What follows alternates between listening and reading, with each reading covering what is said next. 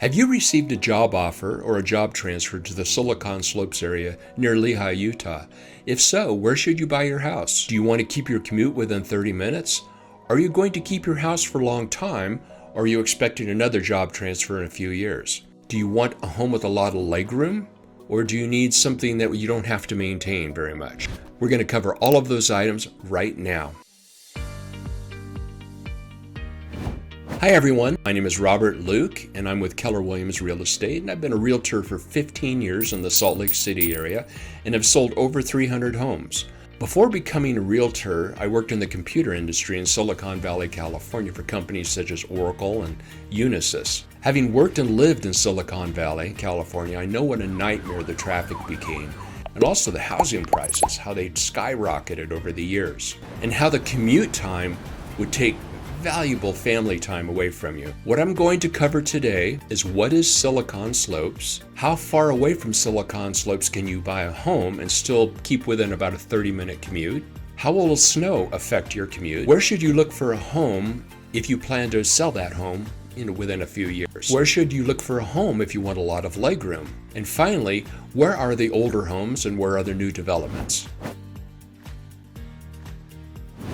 I worked in Silicon Valley in the 1980s and 1990s. The Silicon Valley is somewhat similar geographically to the Salt Lake City area in that you have a large lake, you had the bay in San Francisco, a large lake to the north, and you have mountains to the east and the west. So it is somewhat similar. The beauty of Silicon Slopes is it's halfway between Salt Lake County and Utah County. It's right there in the middle. In Salt Lake County, you have all the traditional businesses. You have the University of Utah. That's where the pioneers first settled. And so you just have a lot of existing technology companies, existing companies. To the south, you have a lot of new startups and so forth. That's BYU, Utah Tech University. You have a lot of new growth down there. So Silicon Slopes, as you see on the map right here, is right smack in the middle. The other good thing about it is that you can choose to live to the north, or you can choose to live to the south. And we're going to go over some of the pluses and minuses of doing that. For example, to the north, you have the airport, the major airport. So if you need to get on the airport, get on an airplane every once in a while, you can still fly in today's world. You want to live in the Salt Lake Valley. If you don't care about the airport so much, or you're only traveling occasionally, you can live down the Utah County. And there's some advantages to living in Utah County, price-wise.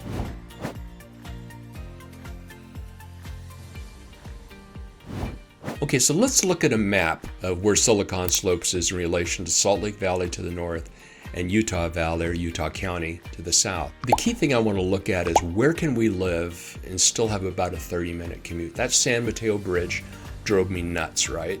I mean, it took forever to get from Pleasanton and back, and boy, if there was an accident, this, kick off the whole day. So we're going to look at about a 30-minute commute. So what I'm going to do is that basically up north, you can look on the map there, that's about as far as you go and consistently be about 30 minutes to the Silicon Slopes area. To the west, this is about as far as you can go. To the south, same thing, down to the Provo area. And then to the east in the Alpine area is an easy commute into Thanksgiving Point, Silicon Slopes.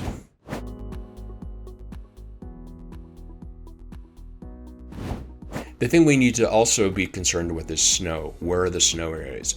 The biggest snow problem, and it's usually 2 or 3 times a year, is right over what we call Point of the Mountain. Here it is right on the map. That is the dividing line basically between Salt Lake Valley and Utah Valley. And it goes up about 400 or 500 feet higher than the floor of the valleys. So that's when there's a snowstorm that can, the traffic can get a little bad in that area. But it's only several times a year.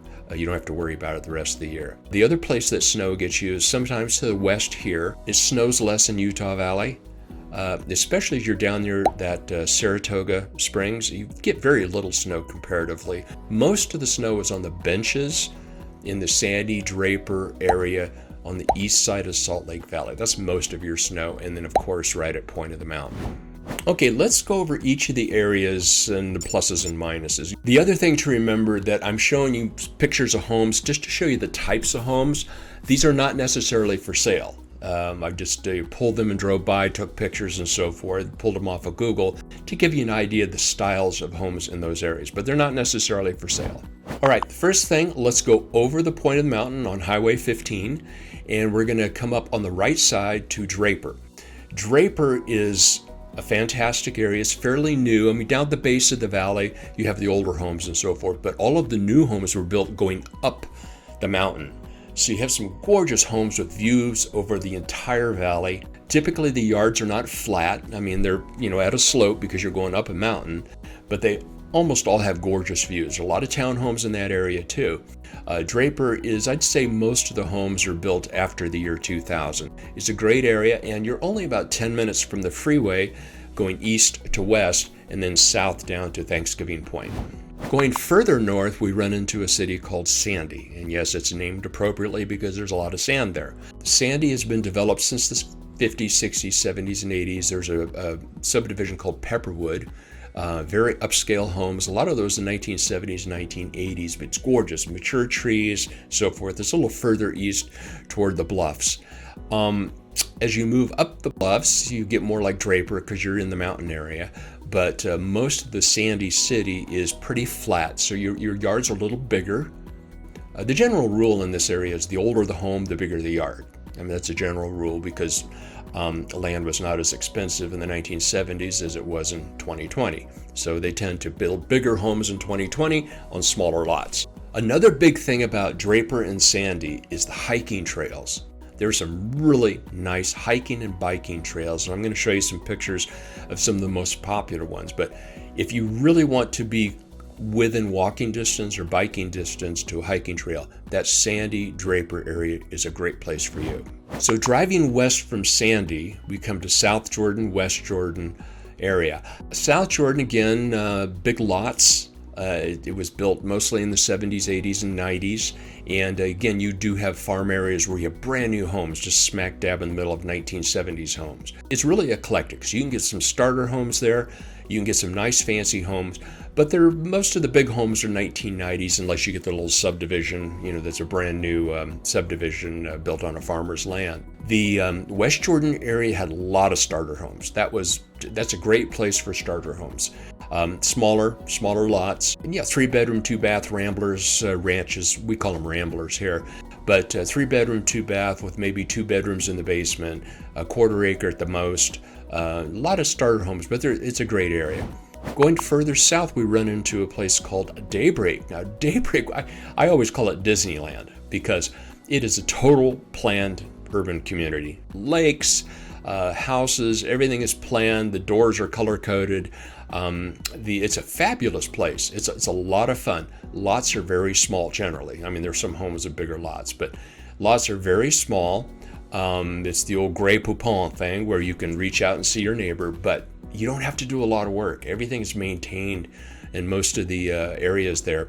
They do the lawns and so forth, and you have an HOA because of that. Most people who live in Daybreak, well, almost everybody in Daybreak has a basic living in Daybreak fee of $120, $115 a month.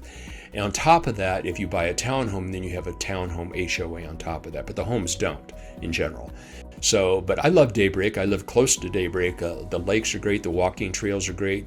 The tracks train system actually goes out to Daybreak, so you can get downtown pretty easy. But it's a whole video on its own, and I'll make one for you on that. Going further south, we're in Riverton, which is where I live. I love Riverton. Riverton started out with half-acre minimums, so I'm on a half-acre in Riverton. A lot of elbow room. I don't have horses, but some of my neighbors have horses. 1990s. 2000s. Generally speaking, in 1990s homes, you get a lot of land and you get big bedrooms. Some of the 1990s homes don't have the fancy master bathrooms and so forth. Come 2000, above 2000, you get the naughty altar cabinets. You get the big, huge master bedroom, master bathroom, and so forth. But the bedrooms shrink a little bit because land got more expensive. Riverton's is a nice combination of the two. You have the half acres, and you do have some newer homes there too. Harriman. Harriman is great because, again, that started out as a starter home community. And like West Jordan, the west part of West Jordan, lots of starter homes. Some people call them cookie cutters, Yeah, and it's a bit more cookie cutters. As you go up the mountain, you get fancier, bigger, more expensive homes. But generally down in the flat areas, it's a little bit of a cookie cutter scenario. But you have parks nearby. You're close to Mountain View Corridor. You're close to Bangor Expressway, so it's a quick commute down to Silicon Slopes. It's a good starter home place, especially if you were going to sell your home in 5 years and you get to get a job transfer and you want to go ahead and sell your house. I'd be in West Jordan, be in Harriman, and I would be the north part of Eagle Mountain, which we're going to get into, because they're all starter homes, easy to sell. They're not huge, and everybody likes a 3-4 bedroom on the main level with 2 or 3 bedrooms down below. But you don't have the RV parking space that you do, say, in South Jordan or Riverton or Bluffdale. Bluffdale is right below Riverton. And Bluffdale had a requirement for 1 acre lots. So Bluffdale had the 1 acre rule. So a lot of 1 acre properties, lots of leg room. And there are some new subdivisions in there where they've changed the rule a bit and you don't need 1 acre. So you got a little mixture of both. Okay, from Riverton, Bluffdale, Harriman, we're going to move south on Redwood Road, which is the main north-south road on the west side of the Salt Lake Valley. And we're going to go past Camp Williams, which is an Army Reserve unit, right there on the top of the hill, kind of parallel to Point of the Mountain on the other side of the valley. Below that, we're going to go past the National Security Agency Computer Center, big NSA center down there, into North Saratoga Springs and West Lehi. Lots of starter homes, great bang for the buck, lots of townhomes too. It's definitely a place to be if you want to be within the 30 minutes of Thanksgiving Point. You kind of want to be a quick hop up to the Salt Lake Valley, but you want to be on the west side. Less snow than on the east side in general. Lots of starter homes, good restaurants and so forth, lots of shopping. Moving further south into the west, and by the way, this is all Pony Express. That's where the Pony Express Trail was. We move into North Eagle Mountain. The ranch is Silver Lake. Again, great bang for the buck.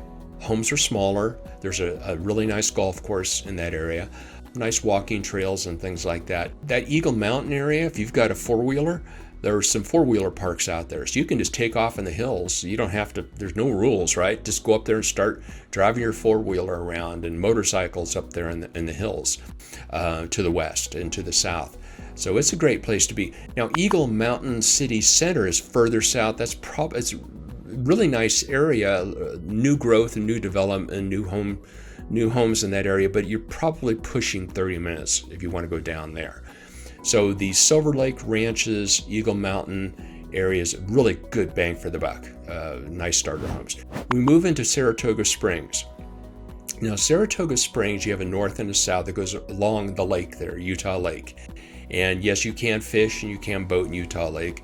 It's not Lake Tahoe, but it's not Lake Tahoe, but it is a nice place. My in-laws built a home on that area, and with incredible views because you're looking over the lake and the whole Wasatch Mountain. You're looking east. There are homes along the lake, and then they go on the other side of Redwood Road and tend to go up the mountain a bit. There, you could really shop around and find views. And some of them are tucked in to where all you're doing is looking at your neighbor. They're more expensive than the starter homes, but they're very eclectic because there were no real rules on building homes in that area. So you have builders who build a bunch of cookie cutter type homes, but then you had people who bought lots and built their own custom homes. So it's really eclectic. The other thing too about that Saratoga Springs area, just like the Eagle Mountain, is those mountains, you can go driving up there with your ATVs and bikes and so forth. So really beautiful, close to nature, within 15 minutes of your house walking to get up to nature and to that mountain up there. It's a really nice area. I like that area. Okay, now we're going to go directly east across the lake to the Provo-Orem area. And actually they were at one time during the boom thinking about building a bridge over that area, but after 2008, they decided to hold off on that idea. Provo is the home of Brigham Young University and Utah Tech. Great areas, very eclectic though. I mean, in the Provo area, you have 1920s homes and so forth. Actually, you have 1860s homes in that area, but a lot of students, and so you have a lot of duplexes. You have a lot of homes with basements that are rented out to students. In the south of Provo, you have some really nice developments. You're pushing the 30 minutes So that Springville area is nice, very nice views and so forth, but you're pushing the 30 minutes. But that's something we could check out. Going further north to Orem, a lot of shopping in the Orem area, like car dealerships and so forth. Moving north into Pleasant Grove and American Fork, very eclectic. Again, you have a lot of the 1960s, 70s, and 80s homes. Smack dab in the middle of those, you could have a farmer who sold his land, and you have brand new homes that are, over $1 million. So it's very eclectic. The ground is generally flat, and you can move to the east up in the mountains, but there's a lot of area there to pick from. So it's really neat to explore that area. The neat thing too about Pleasant Grove and American Fork is they're very old America.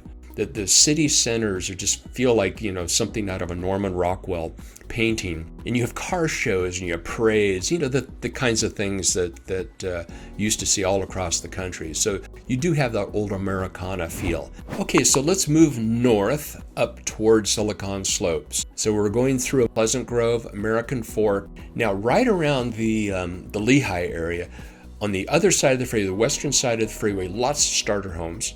It's a great place to get a starter home because you're so close. You're real close to the freeway also. But downtown Lehi has a ton of history. We've got a lot of 1800 homes built in the 1800s. It has a lot of character downtown. Porter Rockwell lived in that area. It's got to be 150 years old, I think. But there are a lot of older homes, big block areas, 1920s, 1910, and so forth. In the middle of that, you have a lot of newer homes. On the east side, you go up a hill, so to speak. There's a Cabela's, you have Adobe, you have Oracle, a lot of high-tech companies in that area. And then you can kind of go up the hill, Traverse Mountain. And again, the views there are incredible. You're looking west over Utah Lake. Down the flatland toward Oracle and so forth, there's a main east-west road, and there are a lot of new developments there. So a lot of new building, new homes, and so forth. As you move further east to the north, you have Alpine. Now, Alpine reminds me of Saratoga in the Bay Area of California. It's just a real quaint place. Has a lot of character. I don't know if there's places up in Salt Lake Valley that are somewhat similar. It's Park City-ish feel without the entertainment, but it's just a kind of a neat area. And then you have a lot of real fancy homes, a lot of expensive homes. They go up that mountain, and you have little nooks and trails and so forth that you can go through to find homes. A lot of hiking there. It's a really neat area. South of Alpine, you have Cedar Hills. Now, Cedar Hills is right there at the base of that mountain. I mean, you look up to see the mountains, and from your backyard, you're looking up at the mountains. You're that close. You're very close to Provo Canyon, which is a great place for picnics and so forth, and that's where Sundance is, up that canyon. Cedar Hills is a great place. There's some PUD type places there, and then a lot of older homes. Older, I'm thinking 1970s, 80s, and so forth. Nice place with a lot of nice views, and you're still within that 30-minute commute. That was a fairly quick brush of where you could be in that 30-minute area. That 30-minute commute, though, is safe because when you do get snow, you could add 20 minutes and things onto that commute time. I'm going to delve more into Daybreak because I could do a whole video on Daybreak. And of course, if you like the hiking trails, I could get into a bit more of that because there's a lot of information on those hiking trails. What I'm planning to be doing in the future is doing some pros and cons of living in Utah, how to buy a home in this hot Salt Lake City market, how to sell a home in this hot Salt Lake City market, common mistakes when selling a home, the home buying process. I'm going to drill down into certain areas. I'll spend more time in the Salt Lake Valley, spend more time in Utah Valley, also up in Davis if you're going to the Ogden Air Force, Hill Air Force Base up there. So a lot of new videos this year. I'm going to try to do one a week. And if you have any great ideas, please subscribe. If you have any ideas, just let me know, and I'm real flexible. Thank you very much and have a wonderful day. See ya.